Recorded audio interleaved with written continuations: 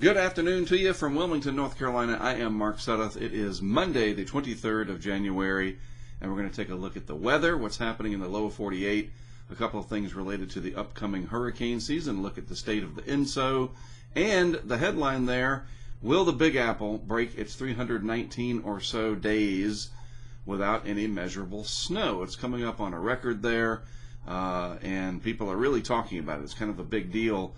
And then I'm going to talk a little bit about just the overall concept of what happens when there's not a lot of snow in an area, especially in the east, that is used to having a lot of snow. How does that affect the snow removal economy? It's just more of a question than I didn't have anybody go out and do any kind of reporting or anything. We don't have that kind of a budget, but I at least want to bring that concept up, and maybe some of you out there know people that are in that business, and you can reply in the comments or on Twitter when I post this on Twitter. All right, let's get on with it, show you what's happening out there. First, going back several hours, here's a tweet here from our friend Ben Knoll. Yes, there was some snow coming into the Northeast. This tweet from him early this morning. I'm going to scroll back up so we get to the present. Snow is going on in Scranton, Pennsylvania. That has since moved into the Hudson Valley. That's where that area is near and dear to Ben's heart. He does forecasting for that area, even way down in New Zealand where he is currently located. So yes, there was a storm system moving up off the East Coast. It was kind of like a nor'easter, but not really strong, and certainly not a big snowstorm for the I-95 corridor. Just not enough cold air in the vicinity right now. As the morning progressed, Ben was talking about schools that have delayed. The intensification of snow rates could lead, he said, will likely lead to delays becoming closings. Very concerning. You don't want to have kids on buses, parents out there going to pick up kids, drop kids off or whatever in some of these heavier snow bands that were moving up through the area. So this is just an evolution of what Ben was talking about in an important tweet that he had here 8 hours ago. It'll be interesting to see how all of this aged. If you do not have to travel today, it's probably best to avoid the mid-morning to early afternoon period, so that's kind of around now. And then by mid-afternoon, which is right smack in the middle of now, conditions should be improving. So let's just scroll up, and here's a couple of shots that he showed. People send him pictures and videos. Ben has a lot of followers, and he keeps track of this stuff. So let's go on all the way up to the latest from Ben. And an hour ago, he posted, the snow continues to fall across the Hudson Valley. Now it's moving on the backside of that low pressure area. And yeah, just an interesting time for the Northeast. Not a lot of snow this winter in the big cities along the coast. Instead, it was up early in November, and then again near Christmas, of course, in the Buffalo area, the Great Lakes region.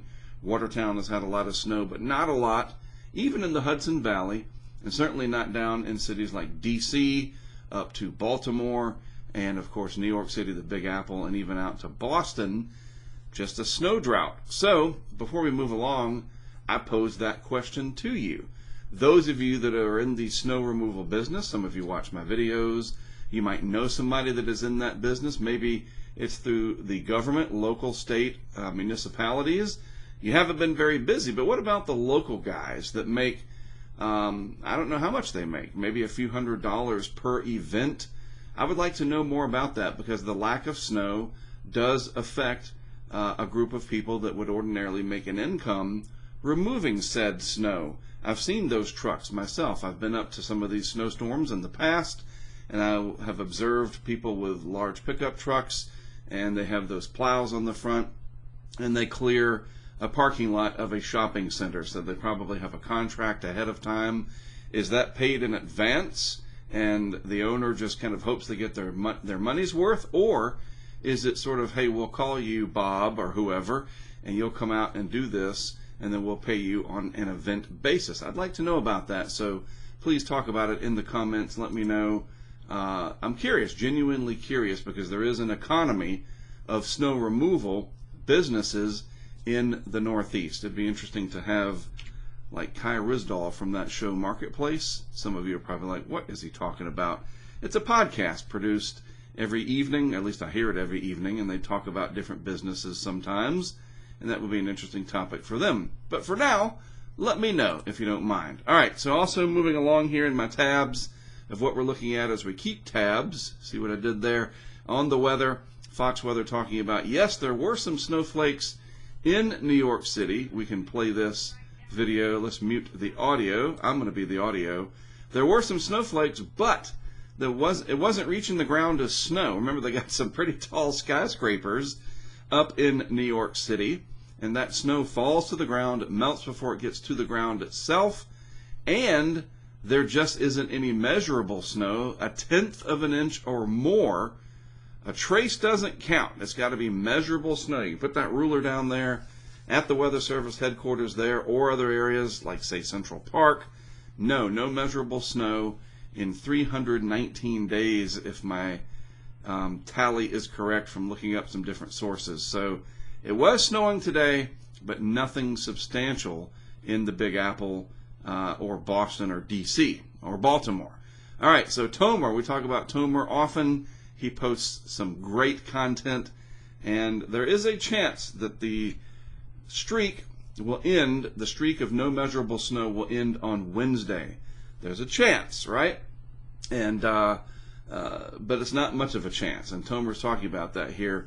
The front end of the storm, so before the warm air comes in and moves everything over to all rain, the front part of the storm could have some moderate to heavy snow coming through New York City, but as Tomer says, it is certainly not a guarantee, and it's arguably not even likely at the moment. All right, still far enough out, a couple of days away, 48 hours, even in weather, even in these modern times, there's a lot that can happen when you're talking about that definitive line right there.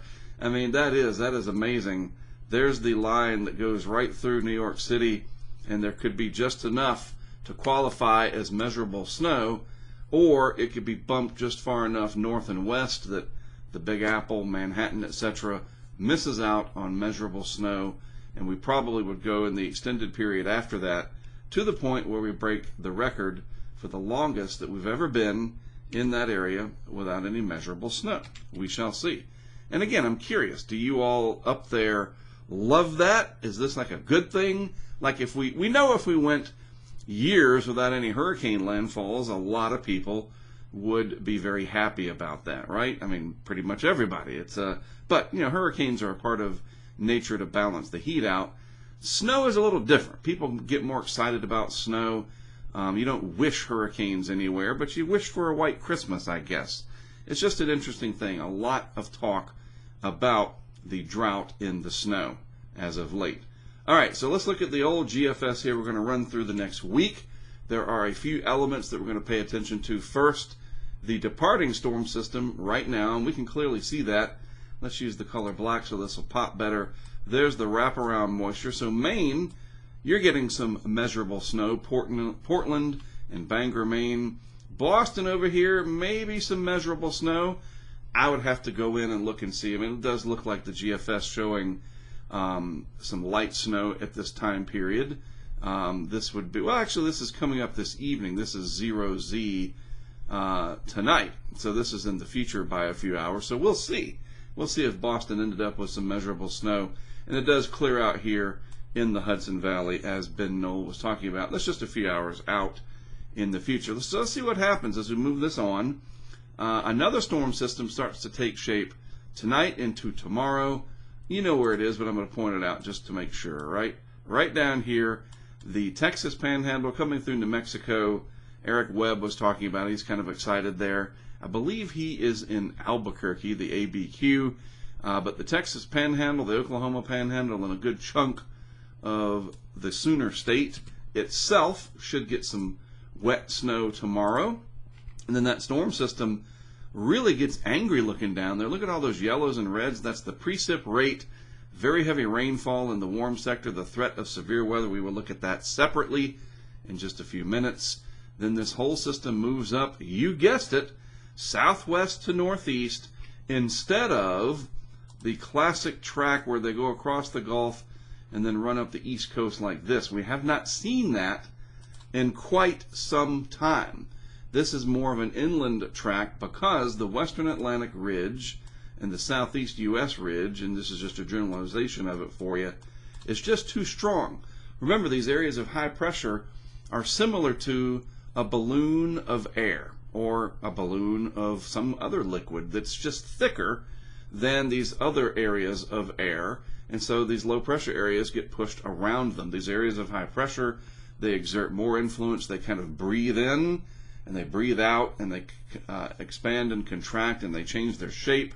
And right now, this winter, and it was similar last winter, the configuration is such that it makes these storms cut across the deep south, the northwest Gulf, up into the Ohio Valley, eventually across the lakes, keeping the coldest of the air and most of the precip of the frozen variety up in this area that I'm outlining here, instead of along the big cities of the Mid-Atlantic and the Northeast. And I don't see any change in that over the next several days. We keep putting this into motion, and there it is. The low jumps to the coast way up off of Maine, but that's too late for any appreciable snow in the I-95 snow corridor, where people, again, it's going to be interesting to see what you say.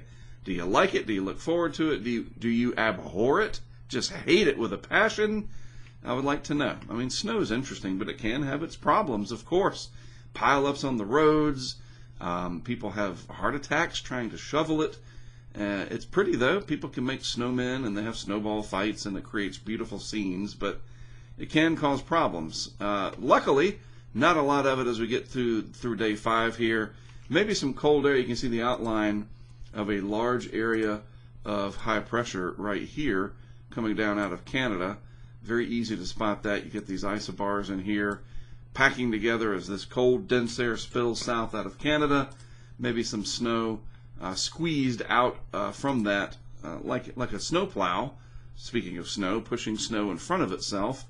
That cold air being dense pushes up against the mountains, and it wrings out cold air elsewhere. You got orographic lift in the mountains, the northern portions of the Rockies there, and the Intermountain West. And then it drains down. Now we're out to 6 days, and finally day 7.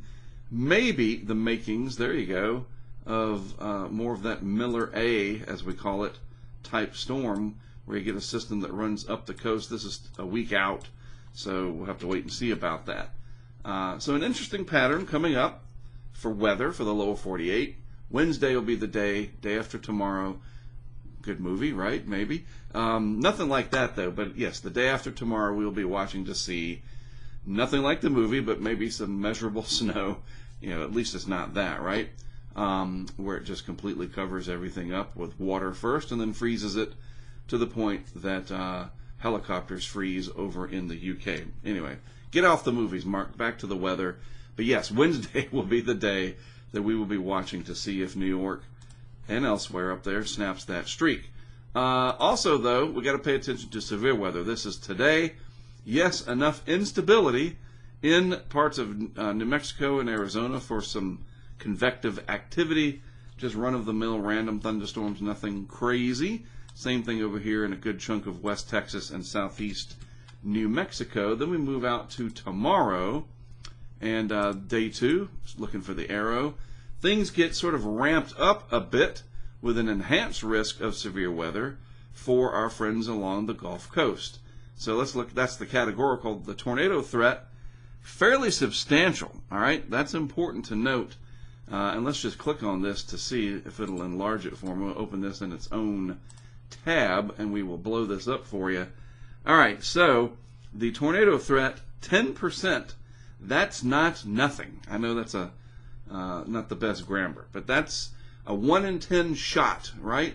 A 1 in 10 shot, or 10 out of 100, whatever you want to call it.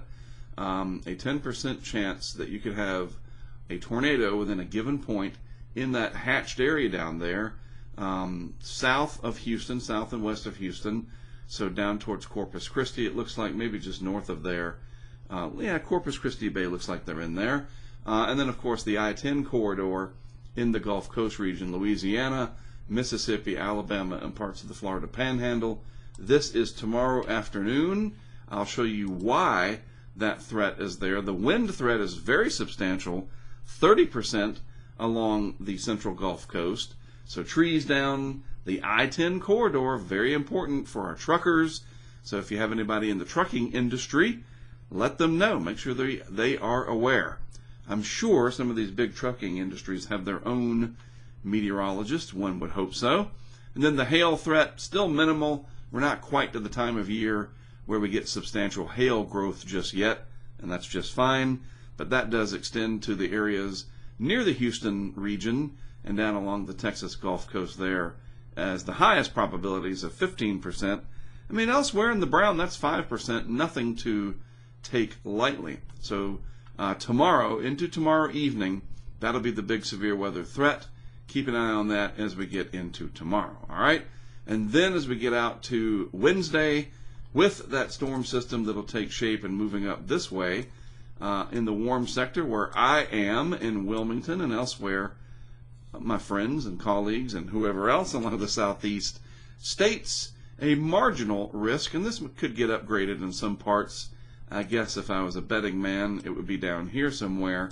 We could see a slight risk added from the Storm Prediction Center. So a fairly busy week considering we are in the end of January and we're still talking about severe weather still because it's been pretty prevalent all the way back to even in December. In fact, last night we had this storm system that came through and we had some lightning offshore, some of the thunderstorms just offshore over the warmer waters of the Atlantic, and some rumbles of thunder with the steady rain here in Wilmington. Filled up some of our retention ponds a little bit and gave the grass a good watering. All right, now a couple of things related to lower 48 weather as we transition into talking about mainly the ENSO. The global sea surface temperature anomalies here for today, actually it's yesterday, it's always a day behind. There's our La Nina. It is moderating, not quite as intense or robust of a La Nina, but the Atlantic, this continues to expand. I've talked about this in recent weeks. The warm waters off the coast of Africa now dipping out into the Atlantic. They're extending out several hundred miles southwest off the coast of Africa. The Gulf of Mexico is still quite warm relative to average, as is the Northwest Atlantic. And they've got this band over here off of the northwest coast of Africa, the Iberian Peninsula, Spain and Portugal. So a very interesting look overall. We're going to come back to this in just a minute, but let's zoom into the Gulf real quick. Again, that severe weather threat down here, look at what is just to the south of that enhanced risk for tomorrow. Very warm anomalies right up to the coast. I mean, almost to the edge of the chart here. Not quite, thank goodness, but definitely there might be one there that's that 4 degrees or so. But 2, 3, 4 degrees Celsius warmer than the normal we would see for this time of year.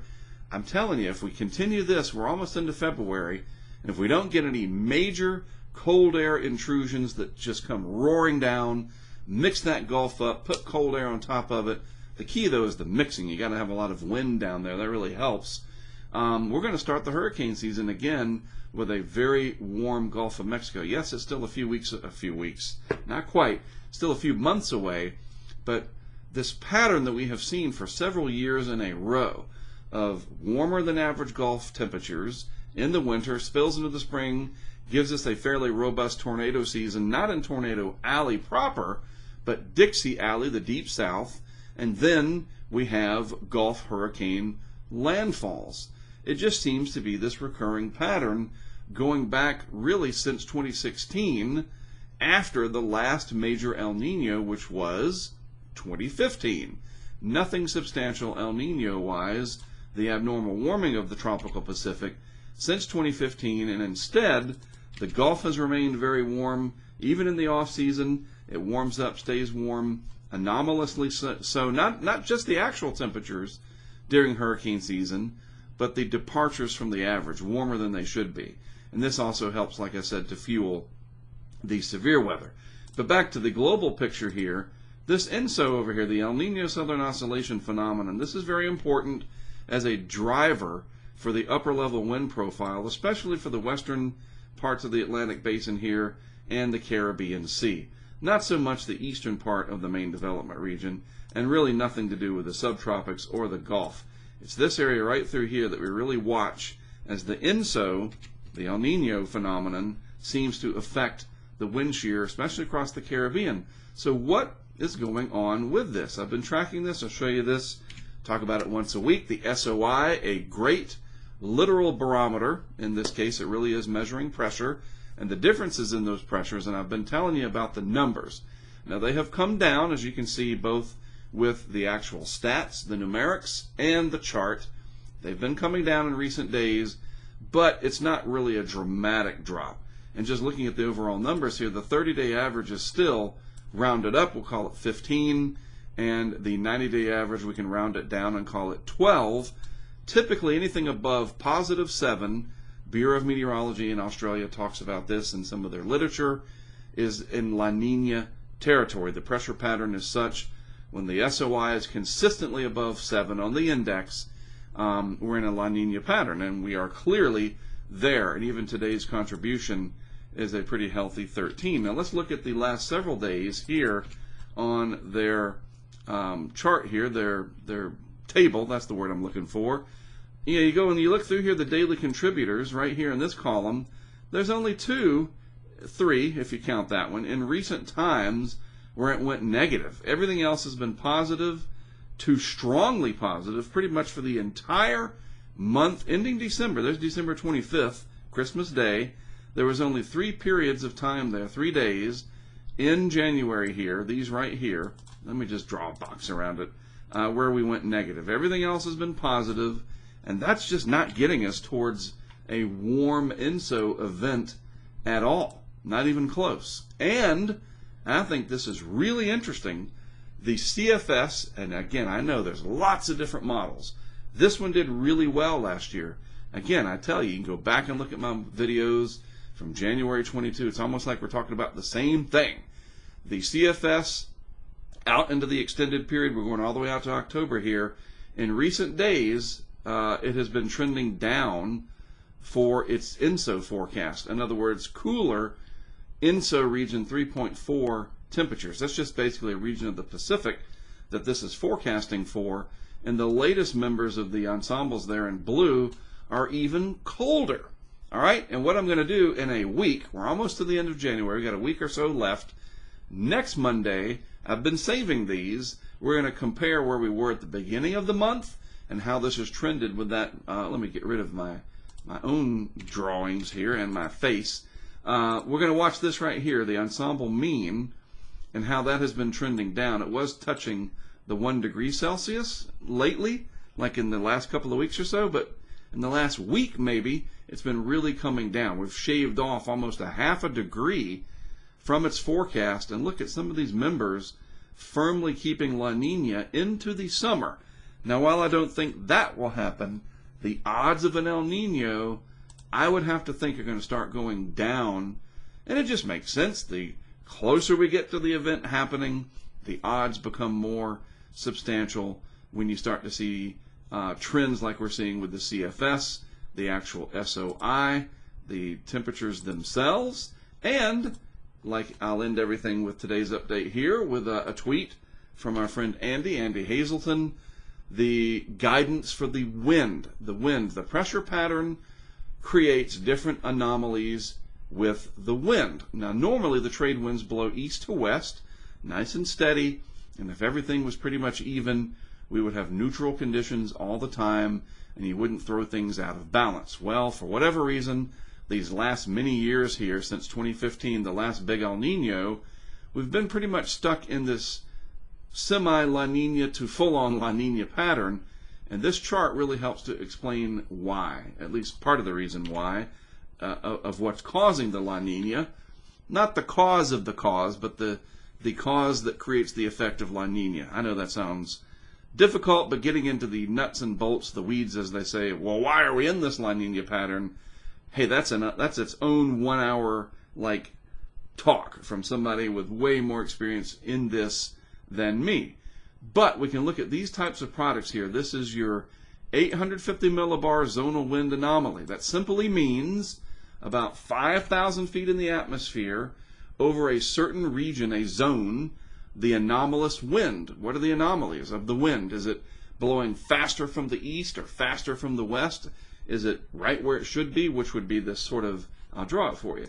This is like your Goldilocks zone where it's just right. your blues and especially your greens and then eventually your purples, right? Those gradients there, these are your anomalous easterly winds, where they are blowing much stronger than normal, meters per second wise, than we are used to seeing. And these different satellite-derived products can pick up on this, and then the models create a prediction for the future.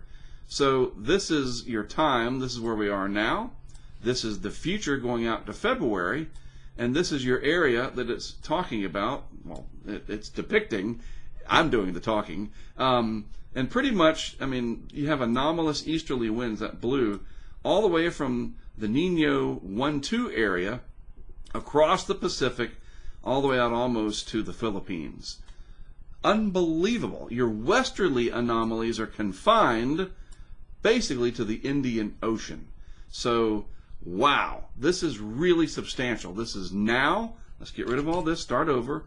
So this is current. We'll put a C up here for current. This is the future. This is out to February the 7th. And it even gets stronger as we get into the first part of February. This is really important to have no westerly winds like this occurring anywhere east of the date line, 180 degrees of longitude, in the month of February. Really makes it hard to believe we're going to have an El Nino of any substantial measure in August, September, October. I will be watching this closely. People like Phil Klotzbach, Dr. Klotzbach, Eric Webb, you name it. Andy, of course, lots of others, Tomer, all the people we follow, really. We will all be on top of this because this is a really big deal that we're not seeing for whatever reason. And that is the big question. Why are we still stuck in this Groundhog Day type pattern of, well, might get an El Nino, never mind, we get faked out and it's a La Nina again. Year after year after year. We've had 3 in a row. We did. 20, 21, and 22 were all La Nina years. Will we have a very rare 4th year La Nina? That's hard to buy, but an El Nino, it's just looking less likely. We'll see. In 30 or 60 days, you never know how the weather can throw curveballs at you. We might be talking about something completely different. But right now, I think it's an interesting look overall. All right, don't forget, just to remind you, you know people in the snow removal business, you're in it yourself, whatever, would love to hear from you. Please comment on it in the YouTube comments. And, of course, as I post this on Twitter, would love to hear your feedback there. That would be great. I'm genuinely curious about that. Does this lack of snow hurt a certain subset of the economy of people that remove snow in any shape or fashion up there? I've seen them. I'd love to hear from you. All right. Other than that, have a great rest of your Monday and a great rest of your week ahead. As always, thanks for giving me a part of your day. I hope you learned something. I am Mark Sudduth. We are HurricaneTrack. I'll talk to you again a week from today.